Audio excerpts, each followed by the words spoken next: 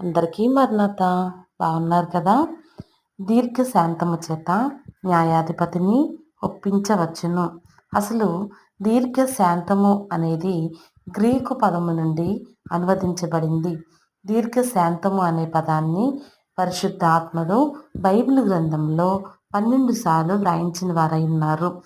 దీర్ఘశాంతము అంటే రకరకాల అర్థాలు వస్తున్నాయి. అందులో ఓపిక, సహనము అనేది వస్తున్నవి. న్యాయాధిపతి అంటే న్యాయమునకు అధిపతి అని అర్థము. దీర్ఘశాంతము చేత న్యాయాధిపతిని ఒప్పించవచ్చును. దేవా, తండ్రి అని మొరపెడుతున్న ప్రతి ఒక్క బిడ్డ యొక్క మొరని దేవాతి దేవుడు యేసు ప్రభు ఆలకించిన వారై ఉన్నారు. మనము కూడా అట్టి స్థితిలో ఉండలాగున దేవుడే సహాయము చేయునుగాక. ఆమేన్. మరణాత.